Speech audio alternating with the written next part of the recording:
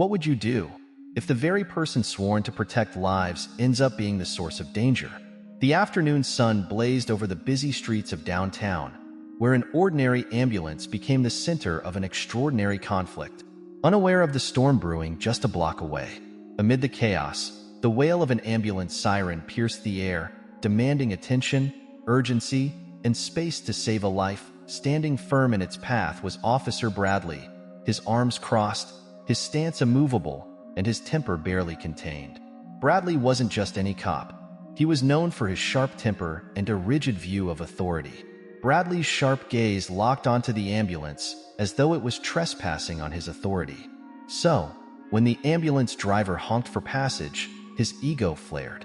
The driver stepped out first, but it wasn't his voice that broke the tension. It was Auden, a young African-American paramedic who emerged from the ambulance in his bright white uniform, calm yet commanding. The paramedic's uniform wasn't just a piece of clothing. It was a badge of his duty, a symbol of saving lives. Yet, for Bradley, it seemed to mean nothing. His prejudice clouded his judgment in an instant. Bradley squinted, his jaw tightening. "Do you think flashing lights and a siren make you above the law?"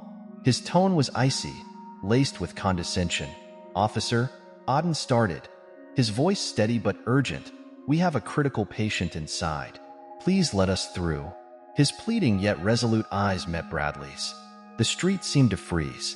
Pedestrians slowed their steps, drivers craned their necks, and cell phones quietly appeared in the hands of bystanders. Something was about to happen, and everyone knew it. But the officer wasn't interested in reasoning. His mind, clouded by bias and a need to assert dominance, zeroed in on Auden as if he were the problem.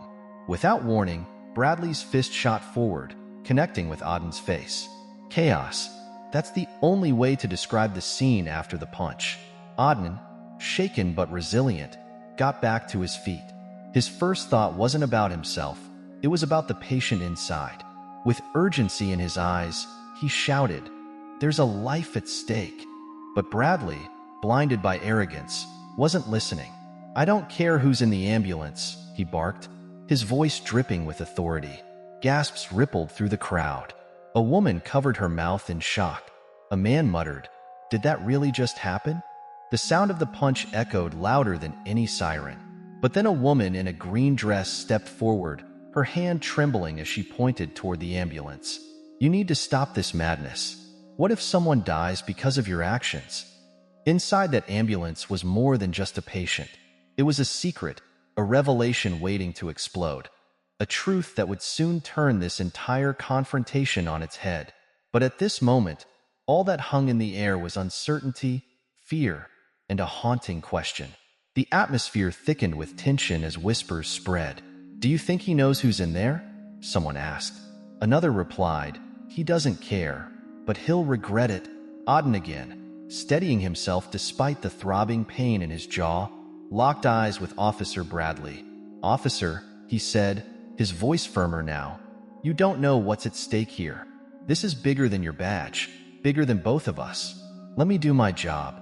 But Bradley's expression remained rigid, his ego unwilling to waver.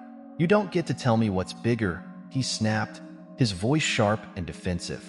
"You're obstructing an investigation, and I'm not letting you or anyone else walk all over the law." Auden's patience was wearing thin. He glanced toward the ambulance, his heart pounding as he thought of the patient inside. A child fighting for every breath. This wasn't just a medical emergency. This was a matter of life and death. Inside the ambulance, the paramedic who had stayed behind, Maria, was desperately working to stabilize the young boy. His small chest heaved with each strained breath, his oxygen mask fogging as he struggled. The heart monitor beeped erratically, each sound a ticking clock counting down to the inevitable. Maria's voice crackled through her radio. "Auden, we're losing him. We need to move now." The urgency in her voice sent a jolt through Auden. He turned back to Bradley, his expression raw with desperation. "Please, there's a child in there. If we don't get him to the hospital, he's going to die." But Bradley didn't move. The crowd, now growing bolder, began shouting in unison, "Let them through! Let them through!" Bradley's gaze flickered, momentarily shaken by the mounting pressure. But instead of relenting, he doubled down. "Stay back," he barked, pointing at the crowd. "This is official business, and I won't tolerate interference." The bystanders weren't buying it. Phones were held high, recording every second of the unfolding drama. The tension was now a wildfire, spreading uncontrollably. Then, from the edge of the crowd, a voice called out, strong, commanding, and impossible to ignore. "Bradley!" Heads turned as a black SUV screeched to a halt nearby. The driver's door opened, and out stepped a man in a tailored suit, his presence so commanding it was as though the air itself shifted. This was Marcus, a name many in the city knew, though few had seen him in person. A man of power, influence, and precision. Marcus wasn't someone you ignored. Bradley's confidence wavered as he recognized him. "Mr. Marcus," he stammered, his posture suddenly less rigid. Marcus ignored the officer's attempts to explain himself and strode directly toward Auden. His sharp eyes scanned the paramedic's bruised face, his lips tightening into a thin line. "What's going on here?" Auden didn't waste a second. "Sir, there's a critical patient in the ambulance. Your son? We need to get him to the hospital immediately, but this officer is blocking our path." For a moment, Marcus's face was unreadable. Then, like a storm gathering force, his expression darkened. He turned to Bradley, his voice deadly calm. "Do you realize what you've done?" Bradley faltered, his earlier bravado crumbling. "I was just trying to maintain order," he stuttered. "I didn't know." "You didn't know?" Marcus interrupted, his tone rising with restrained fury. "You didn't think to ask? To listen? My son is fighting for his life in there, and you're standing here punching the people who are trying to save him?" The crowd erupted with gasps, murmurs, and pointed accusations. Bradley's face turned pale, the weight of his actions crashing down on him like a tidal wave. Inside the ambulance, Maria continued her battle to keep the boy alive. The heart monitor beeped slower now, each pause between beats more agonizing than the last. She pressed her radio again. "Auden, if we don't move now, he won't make it." Auden stepped forward, his voice cutting through the noise like a knife. "Enough of this. Officer, I don't care about your excuses. Get out of the way, or I'll move this ambulance myself." The crowd cheered, their anger morphing into support for Auden's unwavering determination. Bradley, visibly shaken and unsure of his next move, looked to Marcus for guidance. But Marcus wasn't offering him a lifeline. "You're done," Marcus said coldly. "Step aside, or I'll make sure you never wear that badge again." For the first time, Bradley's confidence completely broke. He stepped back, his hand falling away from the holster at his hip. The ambulance doors slammed shut, and the vehicle roared to life, its sirens cutting through the chaos as it sped toward the hospital. The crowd erupted into cheers, but Marcus wasn't celebrating. He turned back to Bradley, his voice now low and lethal. "We're not finished here. You'll answer for this." As the ambulance disappeared into the distance, Bradley stood frozen, his badge suddenly feeling heavier than ever. The crowd began to disperse, but the damage had already been done. His actions, caught on countless phones, were about to go viral, and the fallout would be massive. But for now, one question remained. Would the boy in the ambulance make it? And would justice ever truly be served? The ambulance screeched to a halt outside the hospital, its tires leaving a black streak of urgency on the pavement. Maria flung the doors open, her voice sharp as she called for the trauma team. Auden jumped out, his uniform stained with sweat and blood, but his focus never wavered. The small boy on the stretcher barely moved, his frail chest rising and falling in weak, uneven breaths. "Let's go, let's go," Auden shouted, his voice echoing through the ER entrance. The hospital staff surged forward like a well-oiled machine, their faces set with determination. Marcus arrived moments later, his usually composed demeanor fractured with visible cracks of fear. He followed closely behind the stretcher, his hand gripping his phone so tightly his knuckles turned white. "Do whatever it takes," he ordered the medical team. His commanding presence hadn't faded, but now it was tinged with desperation. As the hospital doors swung shut, Auden leaned against the ambulance, taking a moment to catch his breath. His mind raced with questions. Would the boy survive? Would Marcus hold Bradley accountable? But the guilt gnawed at him too. Should he have fought harder to get through sooner? Inside the hospital, the trauma room buzzed with controlled chaos. Doctors barked orders, nurses worked with swift precision, and the boy lay motionless amidst the flurry of activity. Maria stayed nearby, her hands trembling slightly as she handed over vital information. "Cardiac arrest in the ambulance," she explained. "We stabilized him, but his vitals are crashing." The lead doctor nodded grimly. "Prep the defibrillator. We're not losing this kid today." Meanwhile, in the waiting area, Marcus paced like a caged lion. His usual aura of power seemed diminished, replaced by the raw vulnerability of a father who could do nothing but wait. His phone buzzed incessantly with calls and messages, but he ignored them all. Nothing mattered except the boy behind those closed doors. Auden entered the waiting room, his expression heavy with exhaustion. Marcus turned to him, his sharp gaze softening. "You saved my son's life," he said, his voice low but sincere. Auden shook his head. "I didn't save him yet. The doctors are the real heroes now." There was a brief pause before Marcus spoke again, this time with an edge of resolve. "What happened out there? That officer. He crossed every line. He nearly cost my son his life. That can't go unanswered." Auden sighed, running a hand over his face. "It's not the first time I've dealt with someone like him, but this time, people saw it. They recorded it. Maybe this time, things will change." Before Marcus could respond, a doctor stepped into the room. His scrubs were stained, and his expression was unreadable. Both men stood frozen, the weight of the moment bearing down on them. "The boy is stable for now," the doctor said, his voice steady. "We've done everything we can. The next 24 hours will be critical." Relief washed over Marcus, his shoulders sagging as he let out a breath he hadn't realized he was holding. "Thank you," he murmured, his voice barely audible. But Auden's mind was already racing again. The boy's survival wasn't just a victory, it was a second chance.